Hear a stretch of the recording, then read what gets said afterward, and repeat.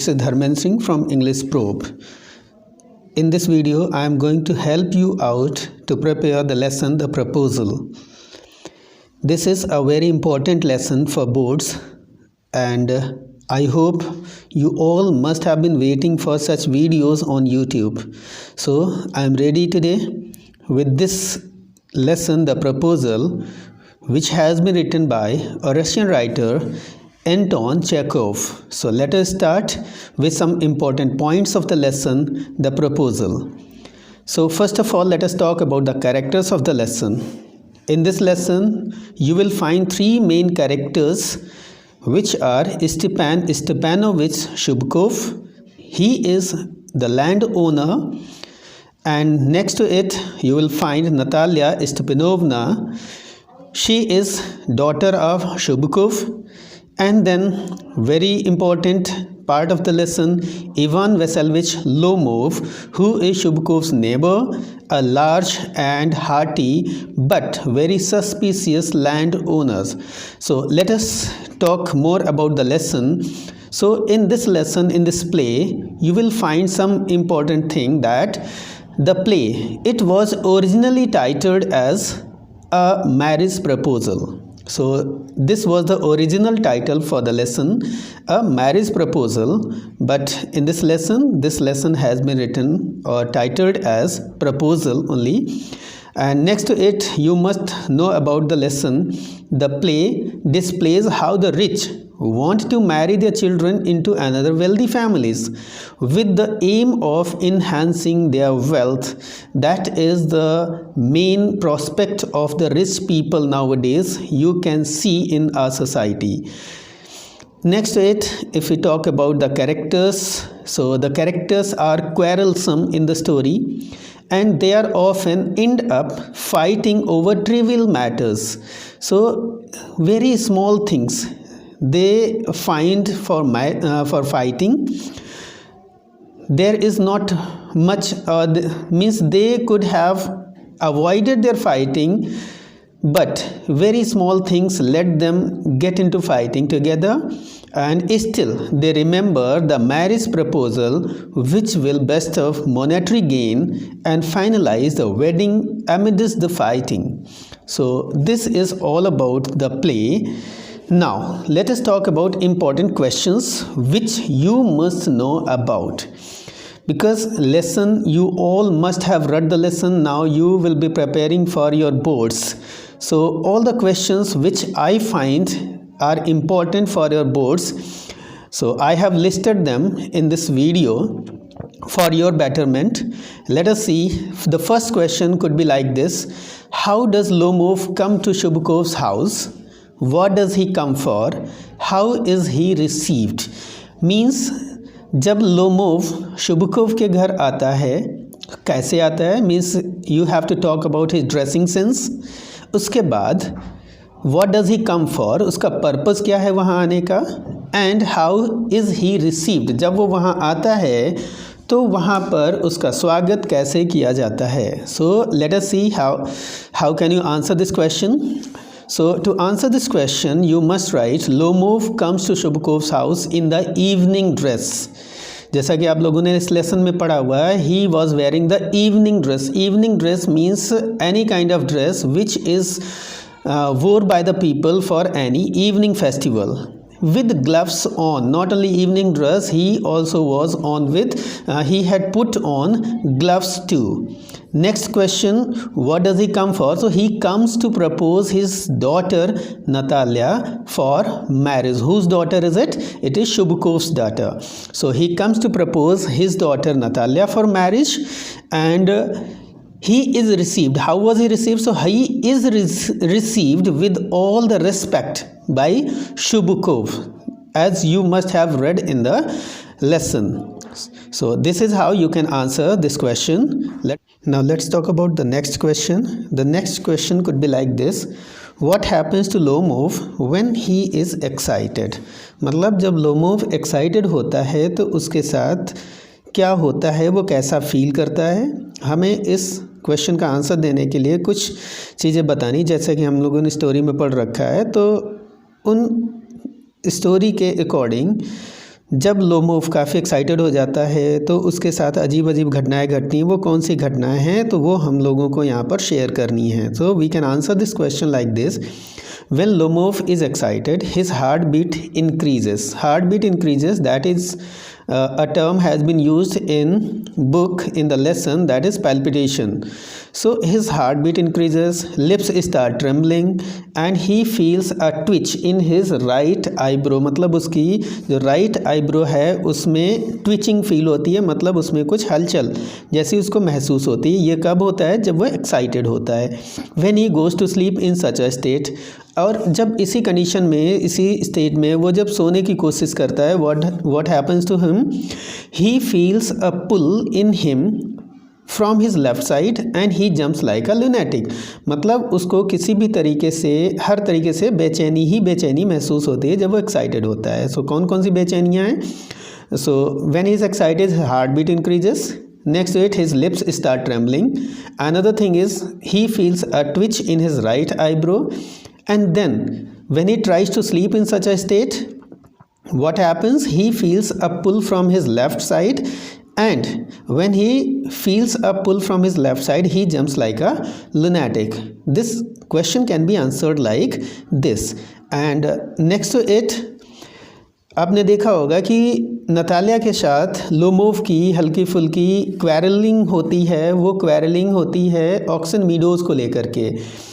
Natalia बोलती है कि वो ऑक्सन मीडोज शुबकोव्स के हैं, जबकि लोमोव कहता है कि वो लोमोव्स के हैं। सो वाइल दिस डिस्कशन और this quarrelling is going on, so what justification did Lomov give to Natalia and Chubukov to prove that he was the rightful owner of the meadows? कि Lomovs ही उन oxen meadows के rightful owner हैं। इस चीज़ को prove करने के लिए लोमोव क्या क्या जस्टिफिकेशन देता है, उसको क्या जस्टिफाई करने के लिए क्या बोलता है?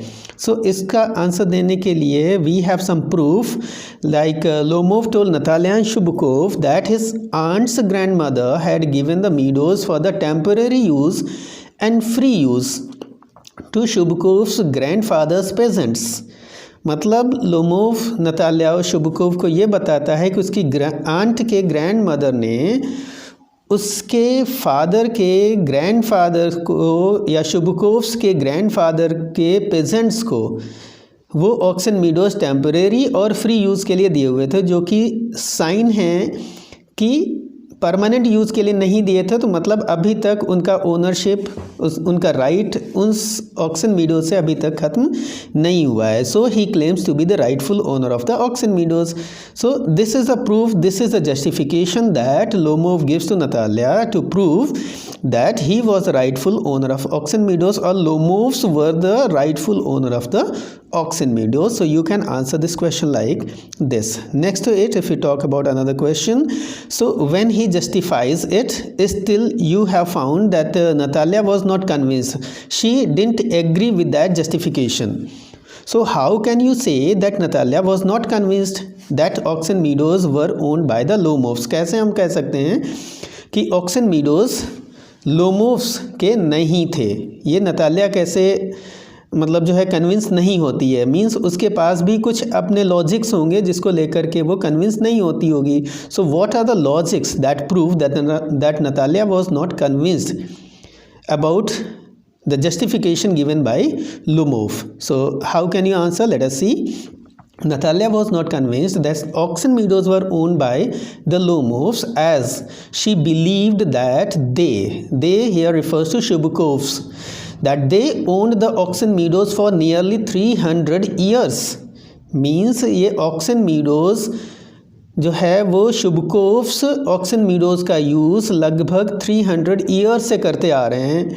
And that is why she found it surprising and ridiculous if someone else claimed it to be his own. जो 300 साल से किसी ज़मीन के ऊपर अपना काम चला रहा है, ज़मीन को यूज़ कर रहा है, तो उन 300 साल में अब तक किसी ने क्लेम नहीं किया, तो अब कैसे ये पॉसिबल है कि कोई दूसरा आया और उसको क्लेम करे। 300 साल से उन्हीं के पास थी, शुबकोव्स के पास थी, तो इस वजह से नतालिया को ये बात बिल्कुल भी डाइजेस्ट नहीं होती है। She is not convinced at all with the justification given by Lomov, because Natalia felt that Chubukov's owned the oxen meadows for nearly 300 years. And that is why she found it surprising and ridiculous if someone else claimed it to be his own. So this justification you can give to prove it that Natalia was not convinced at all by the justification of Lomov. After that, Natalia has been referred to as lovesick cat.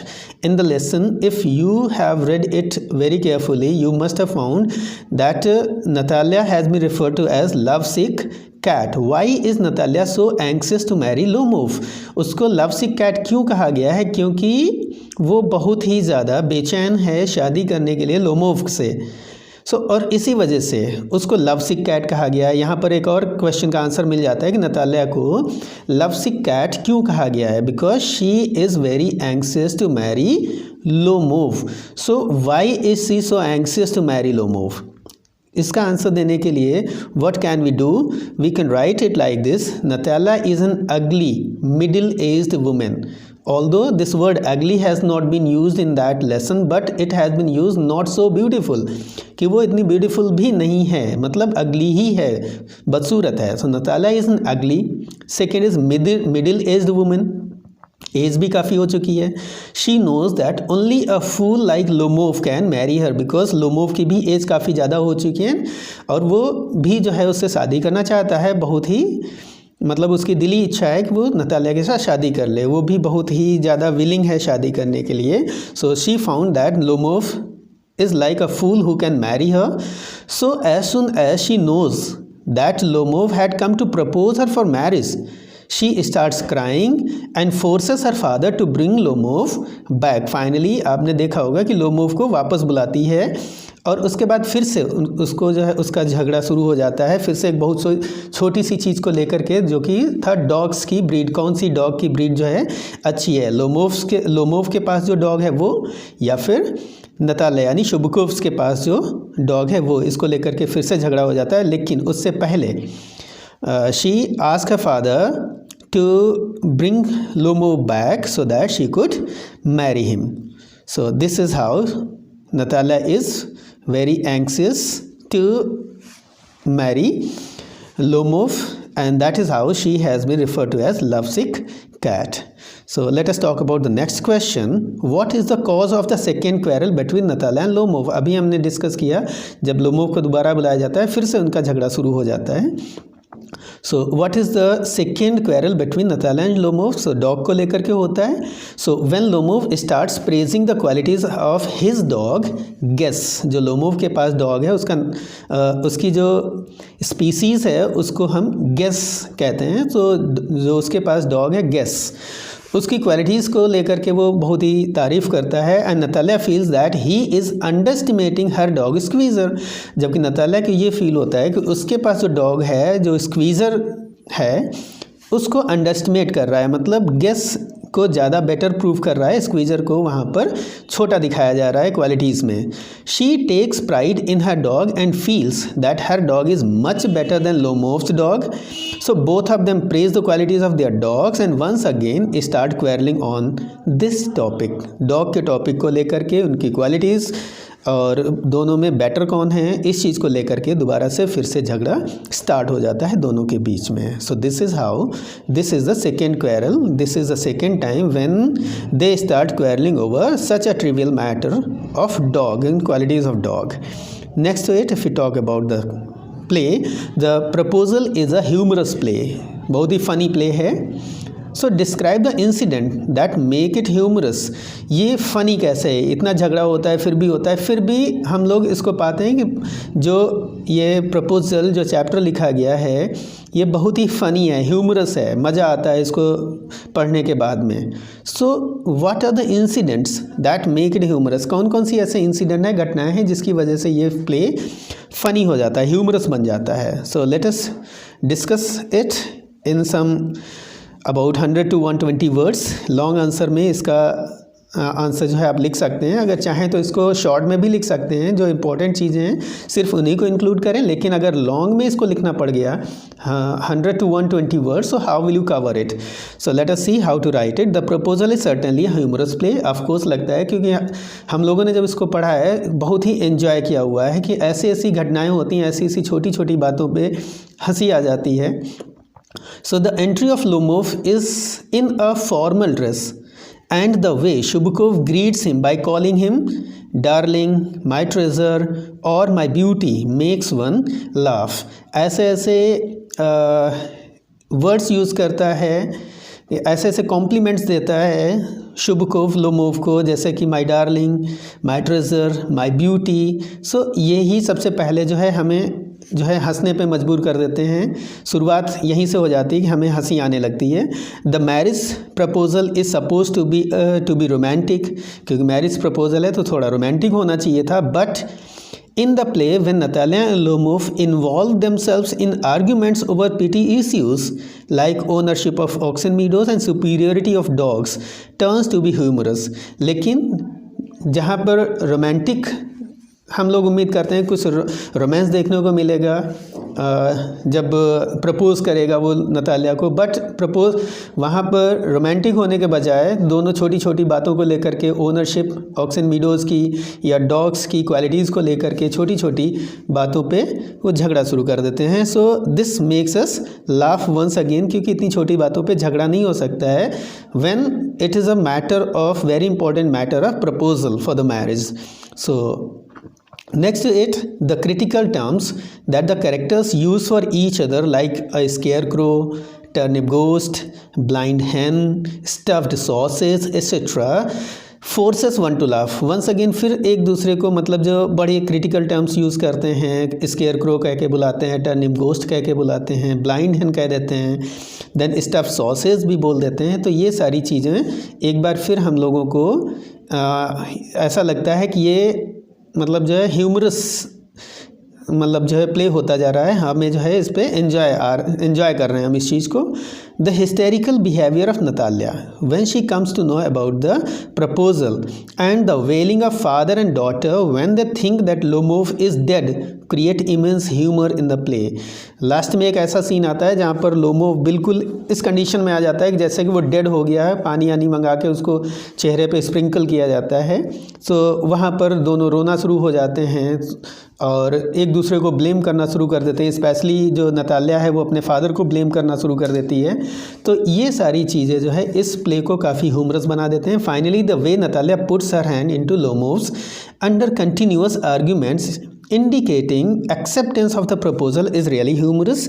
और last में जब Natalia जो है अपना हाथ Lomov के हाथ में देती है, फिर भी आर्ग्यूमेंट नहीं बंद करती है, आर्ग्यूमेंट्स के भी बीच में वो प्रपोजल एक्सेप्ट करती है। ये भी प्ले को काफ़ी ह्यूमरस बना देता है। So this is how we see that the whole play is replete with humour making it a humorous play. So इस तरीके से ये सारी चीज़ें मिला करके इसको पूरा एक ह्यूमरस प्ले बना देते हैं। तो आई फील कि अब आपको काफ़ी हद तक क्वेश्चंस और आंसर्स या लेसन जो है वो काफ़ी हद तक क्लियर हो गया होगा।